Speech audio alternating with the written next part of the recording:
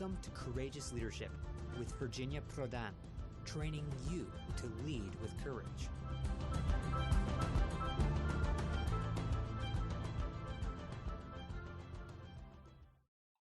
Hello, everyone. We are so happy you're back on our Courageous Leadership with Virginia Prodan podcast. I'm Virginia Prodan, your host.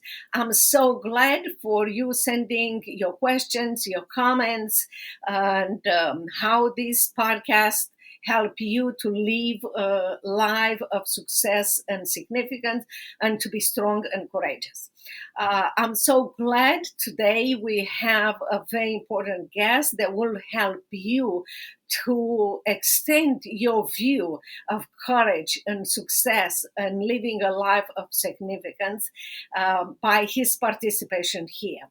His name is E.J. Kimball, and he is the director of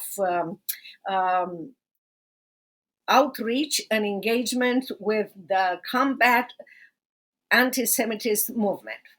EJ, thank you so very much for coming here. We met together a few months ago this year, not long ago. Maybe I had seen you before, but we talked together at NRB in this year. So I'm so grateful for your friendship, and I'm so grateful for your participation here. Would you please introduce yourself for our audience? Sure. Well, thank you for having me on, and it's great to see you again, at least over the computer, and look forward to seeing you in person again soon. So, as you mentioned, I am the Director of Christian Outreach and Engagement with the Combat Anti-Semitism movement. We are a movement, as the name suggests, of over 800 organizations that have agreed to partner with us because we share a belief that the issue of anti-Semitism is something that must be eradicated. So as an organization, we work not to try to do what others are doing, but do it better. We try to help amplify the work that others are already doing. We try to bring organizations together that are working on it and can be complementary, but may not know or have the resources to connect. And then we're looking to fill the gaps where we haven't been battling this issue of anti-Semitism before. And one of the big areas that we have focused our attention on is at the local level with mayors, not just in the United States, but all around the world, where this year, just last month in November, we had 2 mayor summits. We've had a mayor summit in 2021 and 2022, but this year we actually split it up because it's grown, where we had a mayor summit in Fort Lauderdale, Florida for US mayors, and we had one in Dortmund, Germany for European mayors. So this is an area where we found a gap and we've stepped in to fill that gap. And of course, we're not doing this by ourselves. We're working with our partners all around the world. Wow, that is wonderful. Tell us just a little bit on how you started. You know, I hear lots of people when I train them, when I coach them, that they have the impression that when you start, or even every single day of your life, you need to have the blueprint. Many times I said you have to have the command or the direction from God. He will provide the blueprint step by step. So tell us from your point of view how you started, how God helped you to do and organize and work together with all these 800 partners.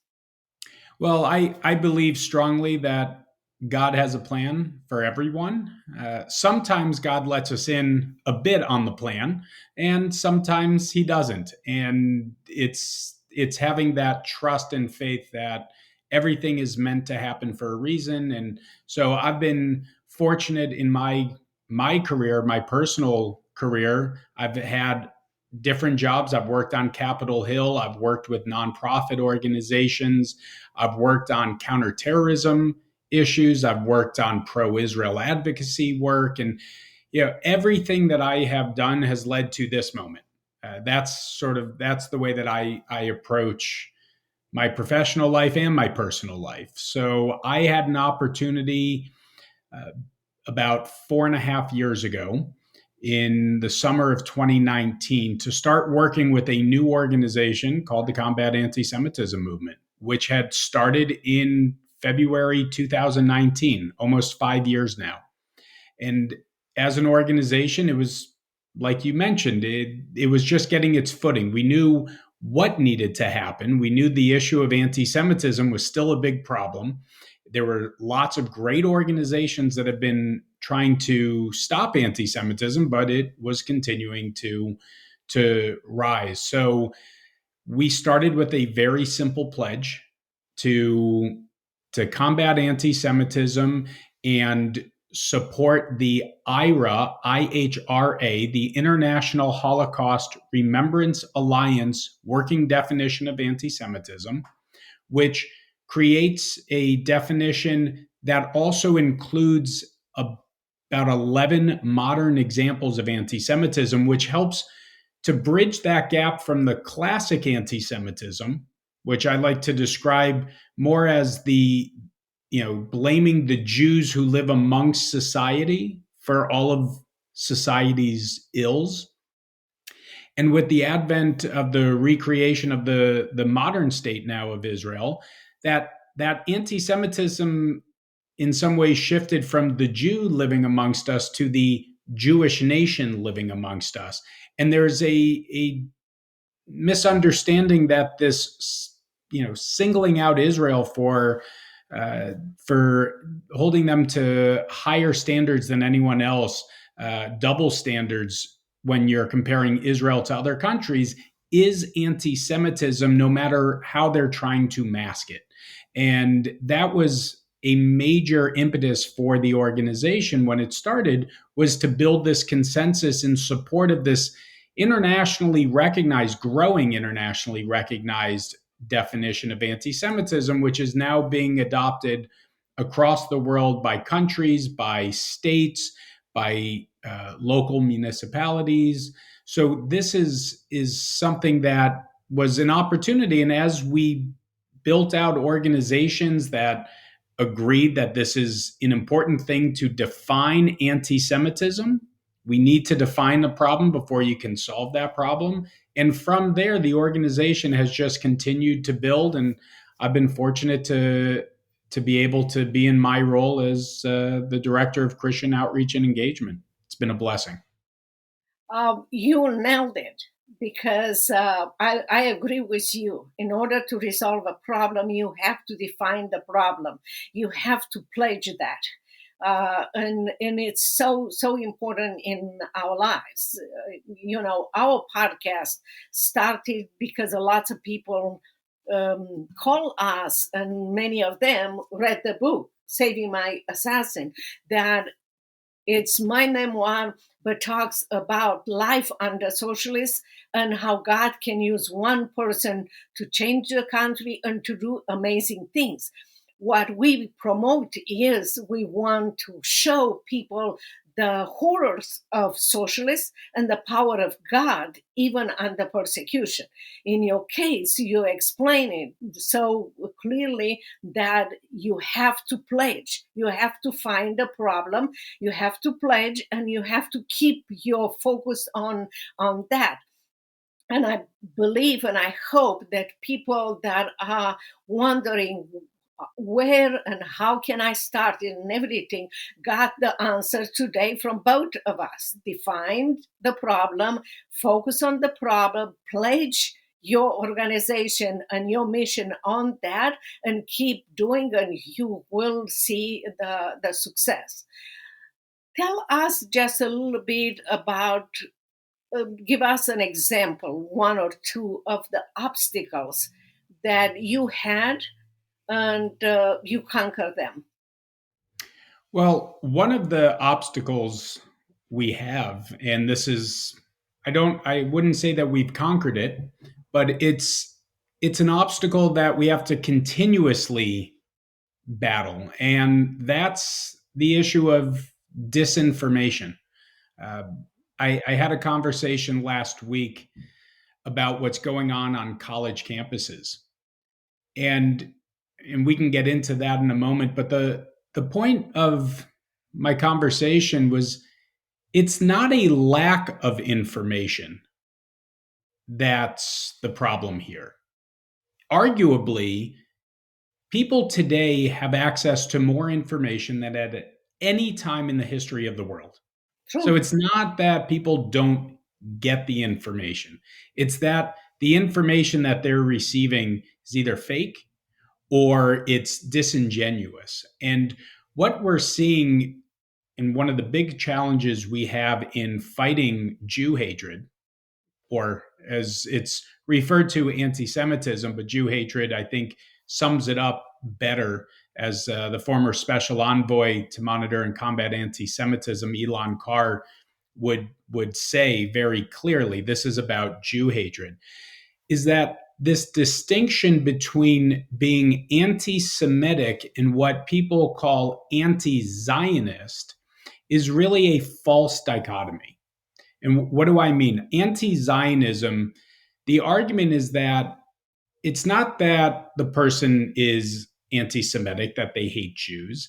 It's they're anti-Zionist, this idea of the modern Zionist movement from the late 19th century, this recreation of a Jewish state of Israel, and that Jews should return to the land of Zion. That the policies of the Israeli government are what the people have a problem with. Now, legitimate debate over Israeli policies is completely legitimate. It's fine. This is what we do in a democracy. We're seeing it play out today in Israel. Even as they are a united country, there are still disagreements over the way that they are operating and conducting the war against Hamas. But there is a distinction about what anti-Zionism really means, because Zionism is not something that was created by Theodor Herzl at the end of the 19th century. Zionism is something inherent within the Jewish people. Zionism, this yearning to return to Zion, to Jerusalem, is what held the Jewish people together for 2,000 years, being dispersed from their homeland. And the fact that after 2,000 years, there was still this Jewish identity. The religion was there, but also a Jewish identity. It's not all religious Jews. It's secular Jews, Jews with totally different belief structures and observance structures. But it was this common inherent belief in Zionism, to return to Zion, that kept the Jewish people together, that ultimately led to the creation of the modern state of Israel. And that is something that we are continuously battling, to help people understand that legitimate criticism of Israeli policies, that's fine. But when you're holding Israel to a double standard, that is masking anti-Semitism. When you're holding Jews in America responsible for the actions of the Israeli government, that is anti-Semitism. And these are challenges that we fight every day, and I believe we'll be fighting for a very long time. Yeah, I think you're right. And there is, at least in this government, the government that we have right now, misinformation is part of what they are doing. You have misinformation about Jewish people, about Jewish inheritance, about everything that they are doing, and they present a terrorist organization like the sense of today and so forth.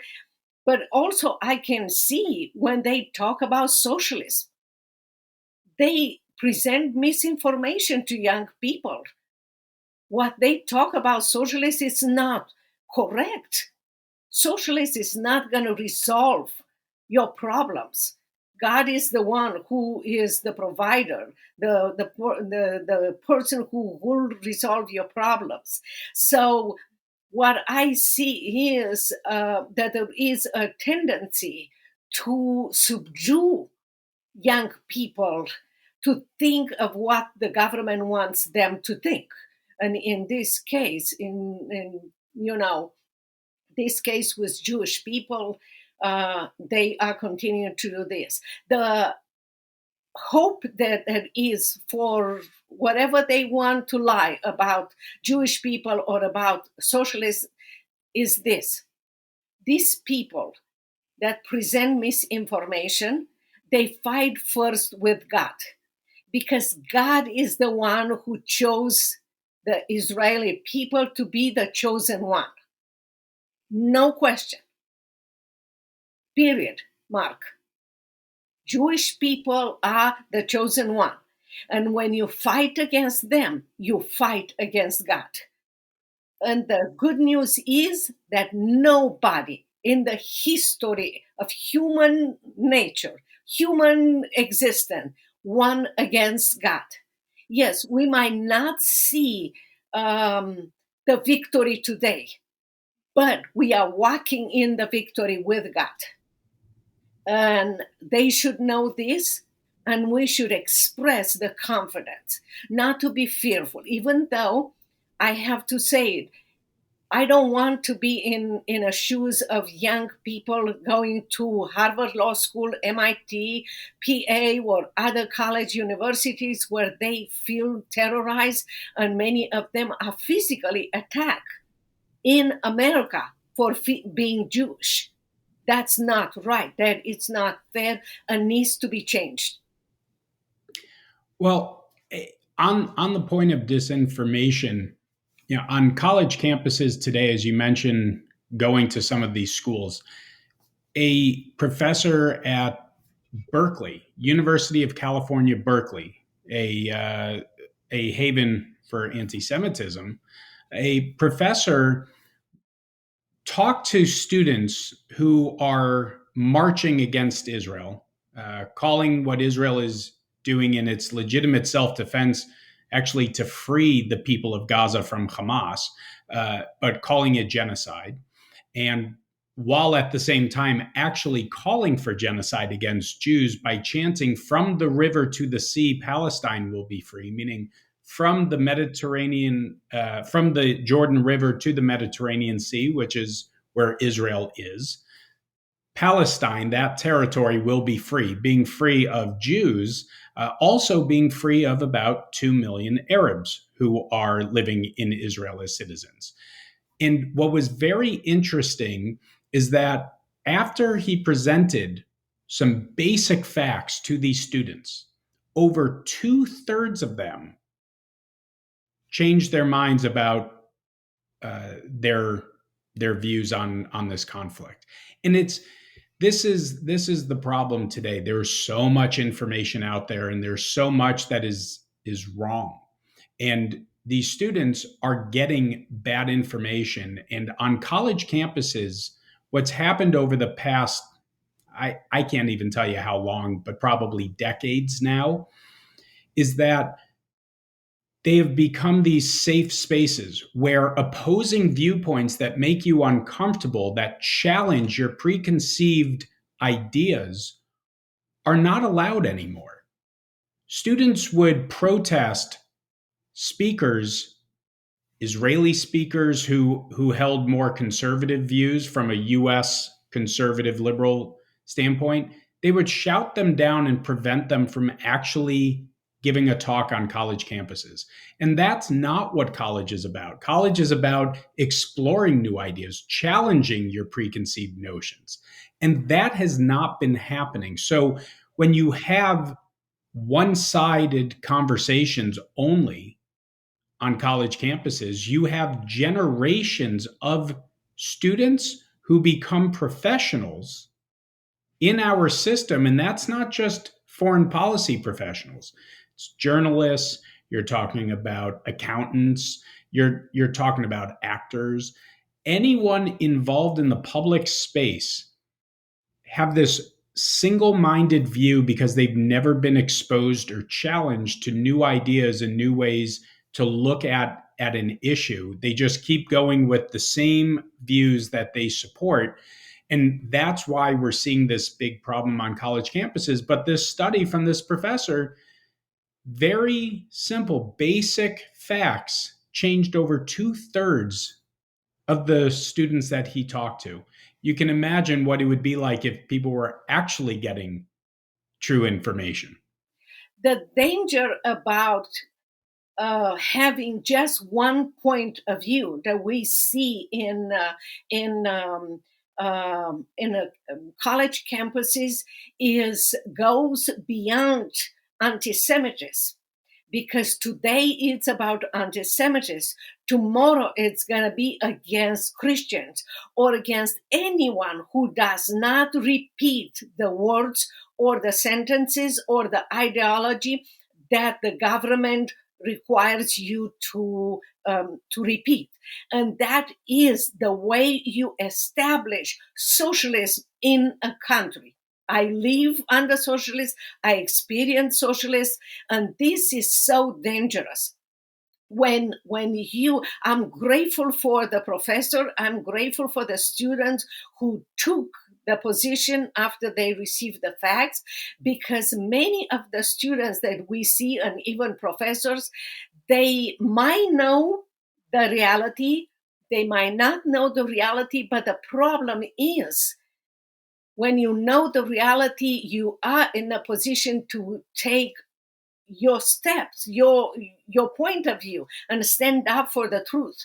And many of them, they don't want to stand up for the truth. They believe that someone else will do it. They believe that they will lose their job, they will lose their position and everything. Let me tell you, I know I wrote my memoir, Saving My Assassin, and I live under socialists. If you believe that now you lose something, your job or your position, when socialist comes, you lose everything that you have. If you are a Jewish or you're Christian, or even if you are an atheist, you lose everything. So if you don't take a position today to protect people from Israel, if they live in Israel, in every part of the world, or in America, in your college student, believe me that the next step is going to be you. And the next step, it's going to be someone else. So we will lose much more than we believe right now that we are losing. We were given freedom from God, from Christ. And he gave us the key to our freedom and to the key to our truth, which he is the truth, to speak up for the truth. And many of them, they received that key of freedom of truth from Christ. They know and understanding, but they give that key to someone else, to the government, to the college, in order to receive a diploma. That's wrong.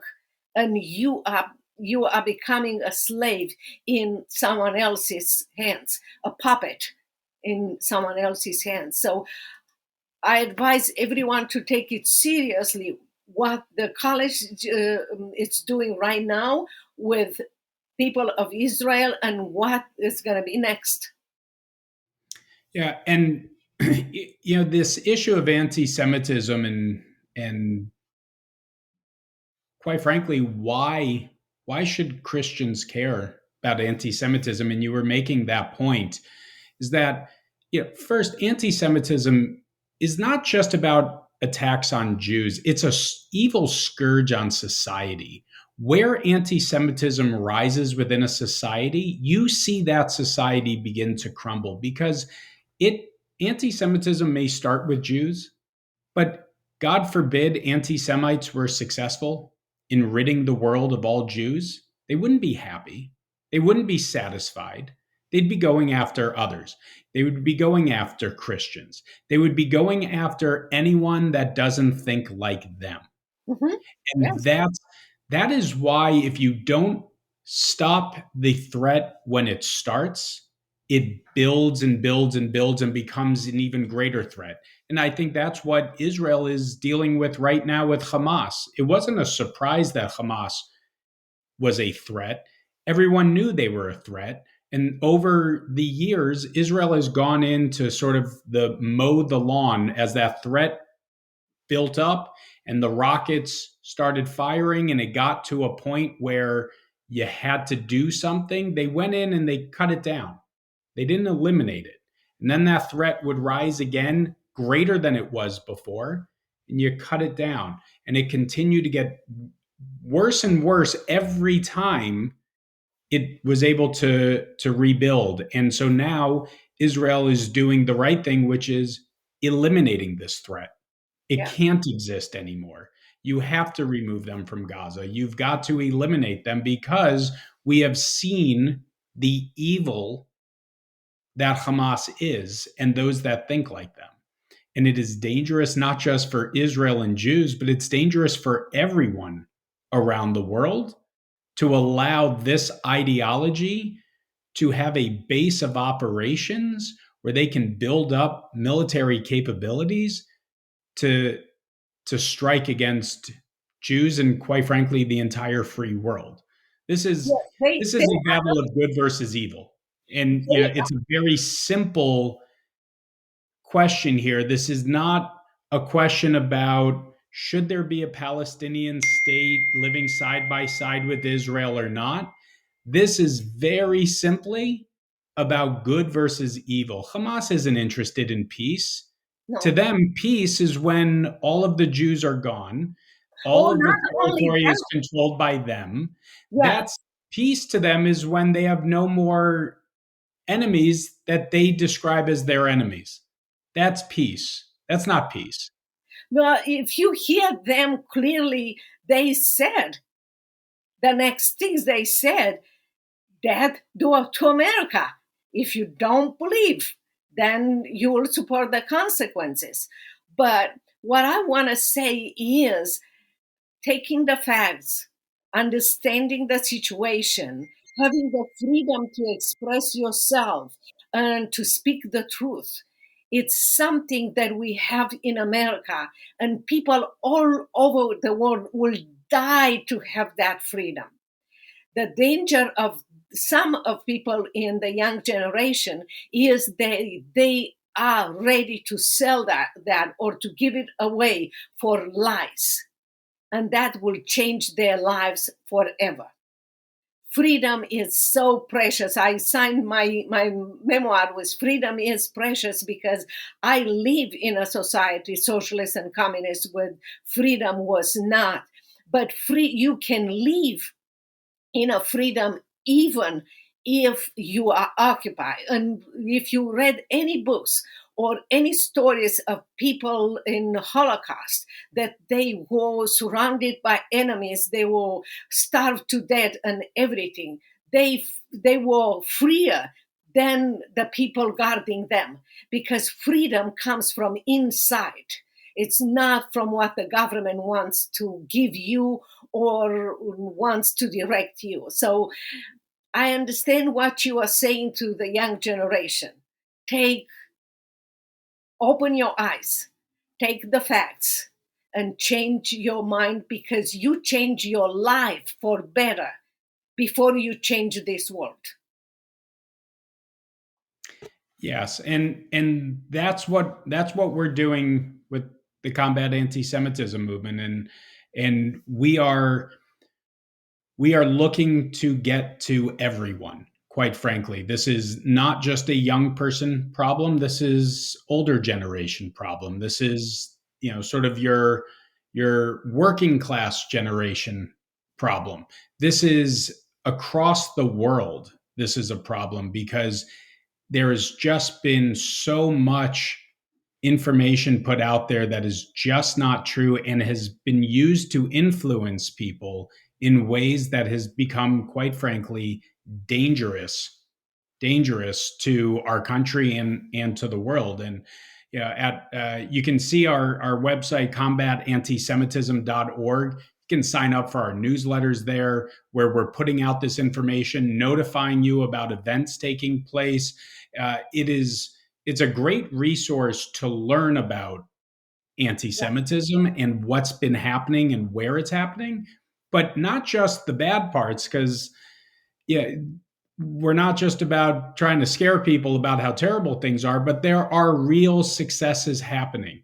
And we highlight those positive developments as well, because it's important to see that there is a light at the end of the tunnel. If all we see is darkness, we just finished the Jewish holiday of Hanukkah, and Hanukkah is about light over darkness. Yes, right? exactly. And it's an amazing thing if you think about darkness. If you are in a completely dark room, there's no windows to the outside. There is no light in that room. It is complete darkness and you can see nothing. If someone lights a match, a small spark of light, you can see so much. It dispels so much darkness with that one spark of light. And that's the point you are so right. And that light can be you. Don't wait for, that's my message to everyone. Don't wait for anyone. You can be the light in the darkness around you. You can be the one that God sent you to be the light in that area. And if we all shine that light, this world will be less darker.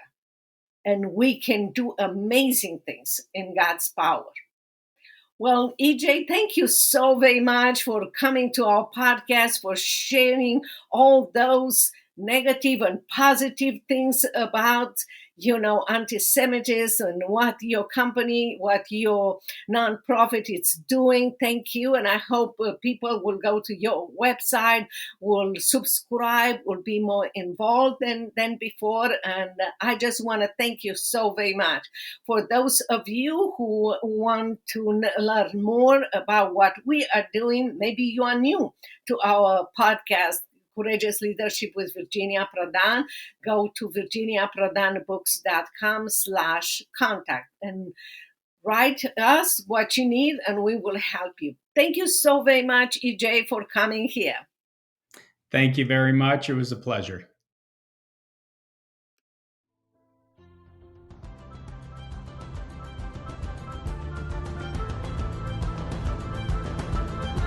If you want to know more about Virginia Prodan, her coaching program, buy her book, Saving My Assassin, or invite Virginia to speak at your events, visit virginiaprodanbooks.com.